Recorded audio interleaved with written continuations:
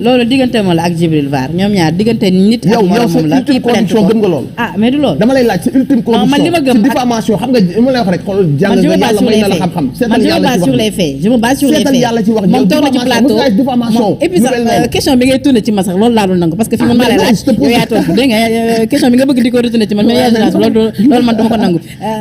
dëkk bi amul yoon loolu amul yoon d'accord ci loolu ginnaaw ba waa Yewwi defee seen conférence de presse Mamour Diallo lu muy def si biti waaw d'accord ginnaaw ba waa Yewwi lan moo tax procureur bi ne du woo Ousmane Sonko depuis mu porté plainte ginnaaw ba yow yaa war a plainte ginnaaw ba waa Yewwi defee ba tey seen conférence de presse bi jeexal Sonko ba mu annoncé que dañ dem ci élection yi ak yooyu noonu yëpp daal di woote waat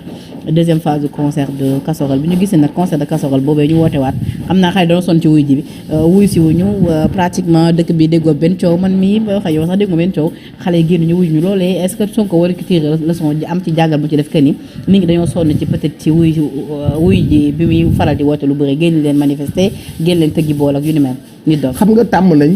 yu ni mel yoo xam ne mbir day xew la presse alimentaire la presse corrompue bu ngeen ci bokkul rek nag soxlawul ngeen di daanu rab bu ngeen ci bokkee bokk ngeen ci su ngeen ci bokkul bokkuñu ci waaye damay jël défense ñi nga xamante ne ñoom ñooy samay mbokk journaliste xam nga li mu gën a bon mooy journaliste yi foo toogee wax benn affaire dañ naan je défends mon corps non gis nga nit même boo dee défendre pas dans l'hypocrisie bu défendre dans la vérité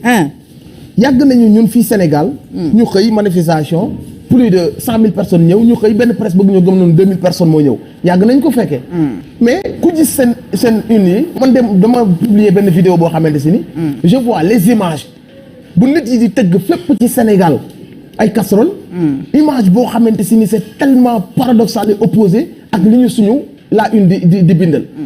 kii ñu parle les Sénégalais vont à leur occupation les Sénégalais budd Ousmane Sonko alors que Touba génn nañ dem Mbacké Kédougou mi ngi doon tëgg Ziguinchor mi ngi doon tëgg Dakar fépp mi ngi doon tëgg pendant 30 minutes nag image yaa ngi ci internet bi médias yi bëgg ñoo gëm loolu le contraire parce que les médias yàgg nañ ci loolu te nag c'est ça qui est triste bu ñu demee bi nga xamante ne média bi waroon taxawee njaaxaanaay nekkal fi Sénégalais yépp mooy xëy ñu ne leen acharné wul leen ci lépp lu Ousmane Sonko def bind leen safaan ba wala lépp luy tax Sénégalais yi xeeb ko wala lépp luy tax ndamam ni bañ a feeñ yéen de leen ko def à la une de vos journaux mais loolu gàcce na journalistes yi bañ leen loolu Macky Sall joxu leen seen diplôme nooy yi ngeen di nooy wuy ma rek wuy ma seen wërsëg ak nooy yi ngeen nooy Macky Sall joxu leen ko yaa ngi dugg nag ci gaal gu nga xamante ni j'ai beaucoup de respect pour les journalistes qui ont de l'éthique et déontologie information bi la ñu gis la ñu traité. non damay expliquer rek non xam nañ li xew ci dëkk waaw mais xam nañ ay journalistes yi ñoom kii nga may wax. mais journalistes yi ñoom Jambal Diagne nga may wax ak journalistes yi ñoom Yaxam Mbaye ak journalistes yi Echo xaw ma kan ak kan bu leen déconné xam nañ li xew ci dëkk bi. non wuy ma c'est ça qui est triste. bu ñu demee ba Sénégal amatuñ droit à l'information on est manipulé. La réalité day nekk ni Sénégal yëpp teg seen bët man xam la mënu woon comprendre. mais ñun presse bi sax naka la ab Sénégalais pouvait parler de flop par rapport ak les 30 minutes qui sont passées de flop de carte. du flop mais nu mu nekk kon yow dégg gisoo image. man gisuma. mais lu ma gis laa mën a wax mais yow concert bu njëkk man personnellement. soo ne gisoo mais ni dof man concert bu njëkk bi man personnellement fii laa toog sama plateau ni démb vraiment concert bi dafa réussir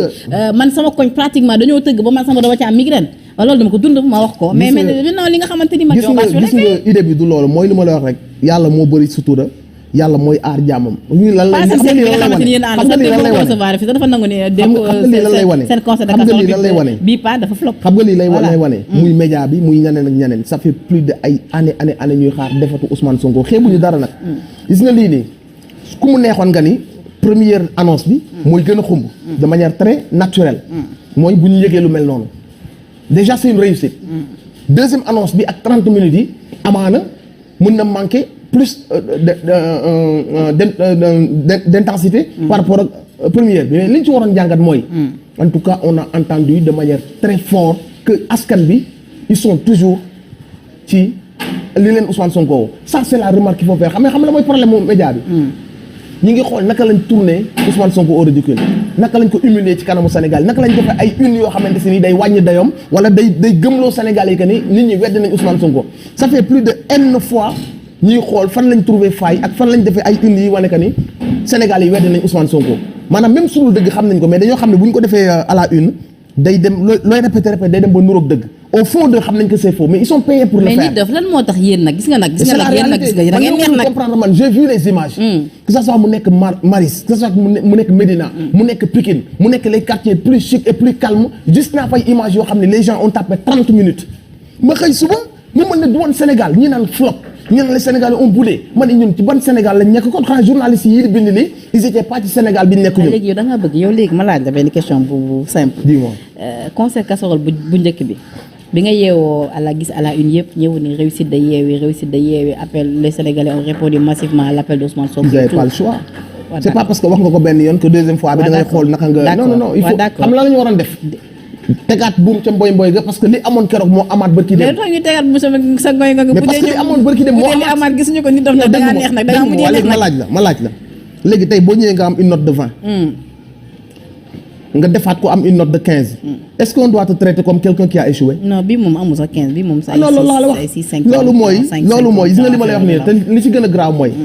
tous les Sénégalais que ça soit d'ici et de la diaspora sont en train de se rendre compte de à quel point nos médias ne sont plus crédibles,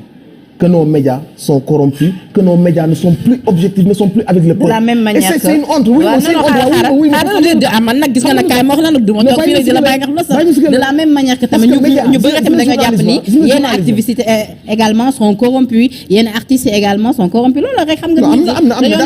dañoo nekk ci réew démocratie et que ku nekk mën na bañ a garaaw mais journalisme li ñu garaaw na kat parce que yéen ñëpp porteur de voix ngeen ñu ñëpp ñoo bokk li nga xamante parce que on parle d'information. C'est un droit à l'information. te ñii dañoo jàng suñu borom mayu ko ñeneen ñi mu may leen ko ñoom tànn leen. defal leen teraanga ñu am salaire mu may leen seen sago ak seen wér-gi-yaram. donc ak la bu ñu ameel Sénégal yi ils ont pas le droit de jouer avec les mots. ils ont pas le droit d'être en faveur de l'un au détriment de l'autre. ils ont pas ce droit là. waa léegi bu fekkee wéet nañu ak yàlla. waa léegi taskatu xabaar yi nga xamante ni souvent sax ci seen ay plateau ak yu ni mel dañ leen di reprocher que ni gis nga yaa ngi orienté débat bi foo xamante ni bëgguma yegg fa mais ñi nga xam ne dañ leen di reprocher tout le temps que ni dañoo far de trop ak Ousmane Sonko lu neex Ousmane Sonko la ñuy wax loolu yéen mosuñu leen dégg ngeen ci de mais maintenant quand il s'agit de dire li nga xamante ni ce sont les faits li nga xamante ni moom la ñu gis sur le terrain moom la ñu gis moom la ñu constaté ngeen ni non presse bi dafa demee boor dafa lii dafa la ça c'est trop facile gis nga sincèrement affaire bu nekkoon flop ñu koy presse bi wax ko bon bu nekkoon flop sax mën naa jàpp ni presse bi c'est xam fa lay ànd ak yow man mën naa jàpp ni daw concept dafa flop yow nga ko bañ a jàpp waaw déglu rek yow mën nga ko bañ a jàpp loolu mais je te montre les images mais déglu c'est pas c'est-à-dire c'est pas dit que ni yow gis nga ni c'est pas flop rek que man forcément dama war a gis ni non man li ma gis laa war a wax loolu du ay conviction personnelle li ma gis laa war a wax yow gis nga ni flopul d'accord non mais loolu nekkul débat du dëgg non mais xam nga gis nga ni flobul gis nga ni yow dafa réussir loolu yow sa gis-gis la mais man gis naa ne dafa échec concert casserole bi moom pratiquement kenn déggul bruit mais loolu da ngay saboter moom bii moom jàllul moom non en tout cas ce qui est intéressant mooy c'est une autre forme de contestation et c'est une façon d'impliquer les autres aussi ñi nekk ci kër yi parce que du ñëpp ñoo mën a dem à manifestation c'est une façon de montrer qu'on a faim que la vie est chère. C'est une façon de montrer aussi à Macky Sall que moom ak askan bi rupture am na que bëgguñu troisième mandat que il est en train de finir et que dictature bi muy wane d'accorduñ ci yoon bu jéng bi muy wane d'accorduñ ci. troisième mandat moom depuis loolu moom ngeen di wax c'est-à-dire yéen da ngeen dem déjà ca jongante présidentielle yu 2024 alors que yegguñ fa. mais non da ngay prévenir balaa ngay. mais li ngeen anticipé ci loolu dafa bari pratiquement depuis plus de 5 ans boobu ba tey yéen a ngi nekk ci point boobu rek troisième mandat voilà focus ci loolu est-ce que tamit du ngeen toog xaar bu président wax ni. wala wane ni carrément day def troisième mandat ngeen porter le combat. parce que aussi Sénégal un pays du dem ci ay tâtonnage ay tâtonner mënuñu tâtonner. On est dans un pays boo xam ne à 15 mois des élections mbir mi waroon na leer ba ci waa partem ñi bëgg a présenter wu xam ko ñenn ñi nekk ci opposition bi xam ne ñan ñooy seen adversaire dans un pays boo leen respecté Obama su waree wàcc c'est clair dans les parce que du affaire u newataan du affaire u daayira c'est un pays c'est sérieux ngeen baal ma sax ci wax bi parce que yooyu aussi c'est sérieux aussi waxin la rek mais je veux dire munoo yor am réew nga xam ne lii leer na dans un pays Macron quand c'est fini pour lui il va plus laisser planer le doute François Hollande bi mu waree dem da ko teel a wax Barack Obama bi muy wàcc xam na ni day wàcc mais pourquoi laisser planer un doute ba nga xam ni l'ambiance est pesante xam nga mi ngi mettre mal à l'aise ci plateau télé yi mi ngi mettre mal à l'aise kër kilifa diine yi mi ngi mettre mal à l'aise askan bi seen biir mais pourquoi yow nga war a bàyyi Sénégalais ci zone d'ombre ci ombre boobu noonu ñuy traversé buñ la laaj nga ne non dama xam ne su ma ko waxoon sama waa ñi ma faral duñ liggéey mais lay boobu ça ne tient pas comment ça se fait lu toll ne am réew nga def sa premier mandat ñëpp nangu ne su premier mandat ngay def si deuxième mandat def plus de 10 vidéos. Mimi Touré defal la vidéo Boun Dionne defal la vidéo ñëpp defal la vidéo nga ne bii mooy sama deuxième et dernier mandat. Mais kooku noonu bu ñu la posé waatee question de manière très directe très spontanée tu dois dire que sama dernier mandat laa nekk di def nii. mais dafa gis ne wax ji jotagul. wax ji jotagul foofu la lañ nekk ci ñun loolu nag moo ñu indil tension bi ñu nekkee nii te loolu ce n'est pas respecté le pays. Macky Sall xam na du ngeen bëgg tudd nañ ko may tamit nous sommes tamit en politique. Macky Sall na ko Sénégal yi may kanam gu leer nga xam. ku nekk da ngay teg sa stratégie. waaw oui na ko Sénégal yi may kanam gu leer nga xam. te ba ci démb dégg nañ lim demoon wuti Touba par rapport ak troisième mandat bi dégg nañ lim demoon wuti Touba dellu ginnaaw ak lañ ko fa wax troisième mandat moom ba yow mu génne ko ci xelam. d'accord législative yi ñu campagne bi fas yéene ubbi carrément le jour de la Tabaski quelles sont vos attentes après nag ñu doog a ñëw nag ci yow say perspectives en tant que.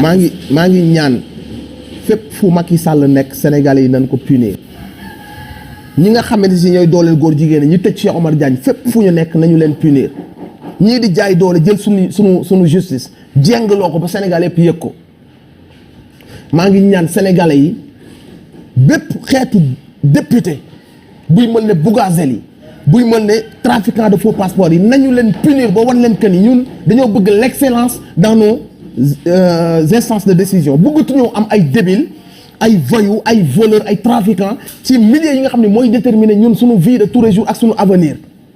dama bëgg ñu sanctionner leen ba wan leen que ne la politique doit se faire de manière saine mu nekk ay xam-xam mu nekk ay nit yu intègre nekkatul affaire u voyou nekkatul affaire u rakaay nekkatul affaire u chef de gang nekkatul fële ci assemblée naan nekkalu ma fi Sénégal sama parti laa fi nekkal. nañu sanctionné Macky Sall. Macky Sall warul am benn député bu ñu xoolee politique am ci 2 mandats yi. mérité wul benn député. ñoom dégg nga Dembélé Sow mu woote affaire u jëlante jaas dégg nga leen dégg nga ñu mu àndal ñu woote appel au meurtre dégg nga keneen que nga xam si ni Khadija Mahécor moo ko duma. ba bu jox ba jëndal ko bonbon dégg nga léegi mu ngi attaqué waat ay personnes. nee na moom la ngeen di wax moom dara amu ci Lat Diop. waaye kooku dañ ko. nee na waaw kooku gën waxul ay waxam. nee na la ngeen di wax ay xaar na existé na nag. n'existe pas nu existé na dem ci kanamu Khadija Mahécor jigéen bu mën góor boobu noonu. non mais Khadija Mahécor waaye yow dañ ko dooleel. na dem ci kanamu Khadija Mahécor mu wax fa bu demee Khadija Mahécor dina ko wax demal toog fële.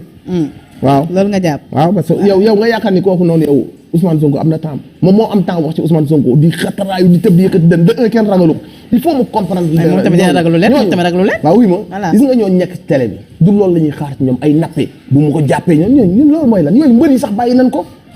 yow ñu xaar la nga soppi suñum réew. mais Ousmane Sonko loolu lay wax tamit. yow ñu xaar la nga dimbali yow nga naan ay moom bu ma ko jàppee xam na ma ragalu ma su ñemee na ñëw kii naan na ñëw maatam ku ne di menacer. ku ne naan bu ñëwee ki amul droit ñëw sama parti bi bu ñëwee fii def campagne naa ko rey mais loolu ban Sénégal la ba pare ñooñu ñoo war a xeex violence ñooñu ñooy ànd ak nervi yi jox leen ay kabul ak ay yat ñooñu ñoo war a jëlee violence ci dëkk bi. mais lan moo tax tamit waa Yewwi comme li nga wax ne xam nga d'accord naa que ni violence Sénégal mérité ñoom ñi nga xamante ni quand même ñooy suñu autorité war nañ xool ni ñu waxee d'accord naa ci loolu ak yow di bu baax a baax mais est-ce que tamit foofu jàppoo ni parfois tamit souvent waa Yewwi tamit ñoom seen discours c'est pareil dañuy toog ñoom tamit ci table bi duñ def menace de mort duñ def menace personnelle ñoom bu ñuy wax ci état bi dañuy wax de manière virulente bu sap-sap parce que loolu mooy opposé wu mais c'est toujours des débats d'idées ak lu mu tàng-tàng mooy Macky Sall sàcc la Macky Sall day couvrir ay voleurs loolu lépp débat d'idées la ci langue politique lañ nekk donc moom également Lat Diop mais pourquoi appeler à la violence moom également Lat Diop tam am na droit comme mais il parle de violence il parle de xeex moom comme ci langue politique ngeen nekk bu ñëwee géej waaye moom it mu def sorti défendre ki nga xamante ni moom mooy leader yi muy gëmloon nit ñi dafa xewi ay man booy banlieue la booy Pikine la booy yooyu talatuñu ay xeex booy dañoo gis ne ñoom dañoo war a use seen brain utiliser seen ndaw ak seen doole pour servir seen réew wuyu ma dama ni gis nga booy banlieue yi yow yaa ngi nii ku wax dara Ousmane Sonko nga génn tontu ko kon la jotam bu ko neexee bu ko safee moom it bu ñu waxee dara président Macky Sall wala mu gis li dara dem ci moom défendre ko ci réewum démocratie lañ ne gis nga Ousmane tir ciblé la woon xam nga tir ciblé dañ koo teg nële fay seen i média am na média yoo xam si dañoo am émission de 8 heures jusqu'à minuit am na fi ñoo xam ne si ne leen si ay audio yu génn ñu ne ñun jox nañu ay terrain jox nañu lépp nee nañu rek dee leen cracher sur le gars kooku ñun ñi nga xamante si nii dañoo gëm Sénégal te bëgguñu injustice bu ñu ko défendre woon c'est un gars livré à être abattu. non yow moom non damay expliquer tir ciblé ñaata média ñoo doon xëy bu ñu xëy suba lu bon la ñuy wax ci Ousmane Sonko lu tax ñu ragal ko te pourtant bu ñu waxantee dëgg Ousmane Sonko lan la woote Ousmane Sonko li mu woote lépp ça tourne autour de xam-xam ça tourne autour de njub ça tourne autour de l'éthique 15 ans def na ko wër nañ bay bëgg de gis ñu benn casserole bu mës a jëlal Sénégalais yi bind na ay livres dénoncé na mbir yoo xam ni ba léegi nii ñëpp xam nañ li mu dénoncé woon dëgg la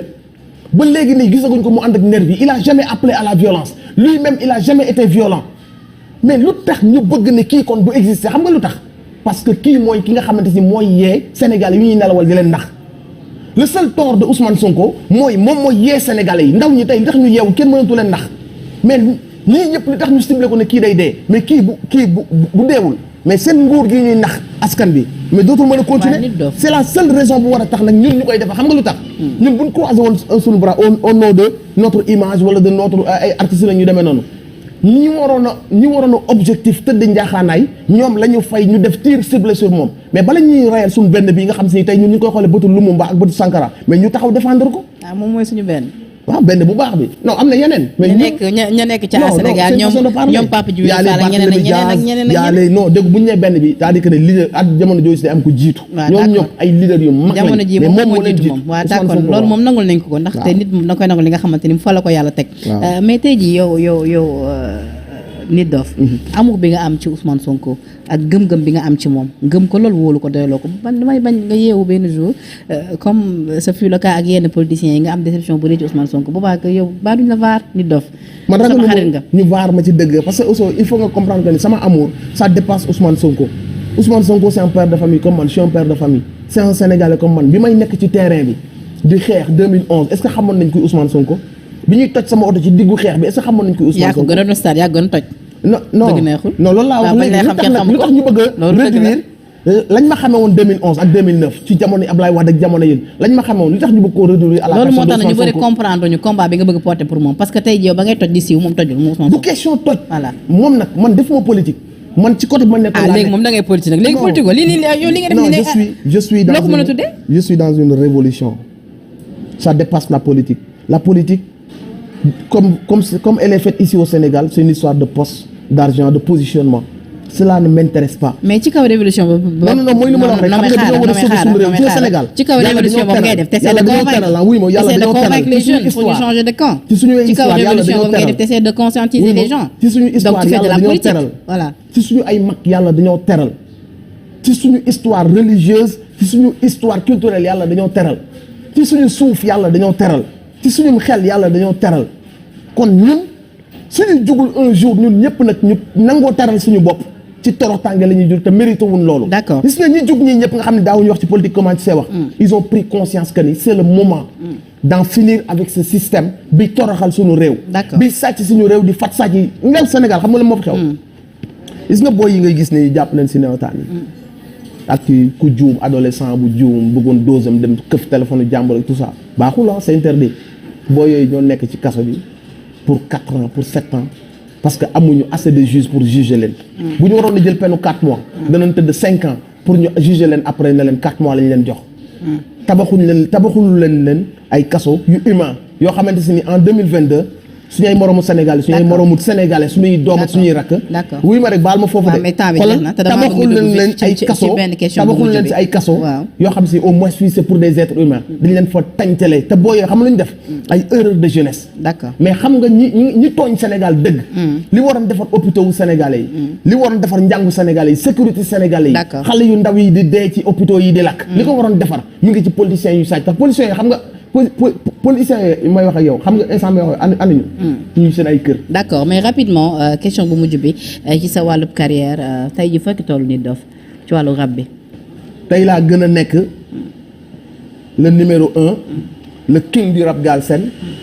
maa ngi continuer samay tournée maa ngi ci sama 6 projet pare naa sama 7e projet tey laa gën a am respect tey laa gën a doon li ma doonoon bi may doog a commencer waruma sama combat changé wu ma sama discours changé wu ma sama musique. waaw léegi kon yow boo nekkee le king kon ñoom Dip ak ñoom foo leen di dugal. waaw ñooñu c'est des king mais c'est-à-dire que ne xam nga king. nit ku nekk la nga yëngu gëm ci sa bopp king nga si. mais dafa am ay hiérarchie ñooñu samay beneen école la man ak ñoom bokkuñu école man je suis d'une autre école mais nangul naa leen seen. mais ci beneen école bu nekk ma foog ne nangul naa leen seen jëf mais man ak ñoom duñu ay morom duñu ay catégorie. waaw d'accord yow ak ñoom du ngeen ay catégorie d'accord mais est-ce que tamit tey jii ki ngu rap bi du ñoom daara ji famille yi wala ñeneen ak ñeneen. non ñooñu ay king leen seen niveau man je suis fan de ces gens-là je suis un fan boo xam ne ma nekkee booy ado seen école seen ay cassette dama woon déglu donc jamais j'aurais cette prétention là de me comparer à ces gens ñoom ñu ngi ci beneen catégorie et je les respecte en tant que des kings. D'accord man dama la bëgg ci sa parce que da nga am gëm-gëm ci li nga doon et loolu c'est très important. Tey jii ani fan lañ la war a mën a xaar ci say projets personnel et musicalement là maa ngi jóge woon ci suñu première phase tournée show of the year. Samedi bi passé laa jógee Kédougou maa leen di big up aussi public bu nice population bu nice aussi et ak fi ma jaar yëpp Ziguinchor Louga et tout am nañ yeneen date yoo xamante ni fixé nañ ko dañuy bàyyi taw bi mu jàll pour ñu continuer on a Torino bu ñu war a def ak Paris on est en train de caler ça aussi les dates et les salles à part ça j'ai l'album de Yanko qu'on va bientôt sortir benn artiste bu ñu produire Guns Out et moi de manière personnelle aussi bu Yanko passé rek je vais annoncer la sortie de mon sama beneen projet bu weesoo la suite du show of the year inchallah. D'accord, ça a été un plaisir de recevoir là. C'est partagé comme toujours. Également nga tàggatoo ak say fans. Merci à toi. Très suivi. Merci à toi. Merci à Killa yi maa leen di show love et ñi nekk ci combat bi tous les patriotes gars yi gëm Sénégal da nga xam ne c'est de manière vraiment très désintéressée mais en tout cas ils s'intéressent ils s'impliquent ñëpp maa leen di encourager.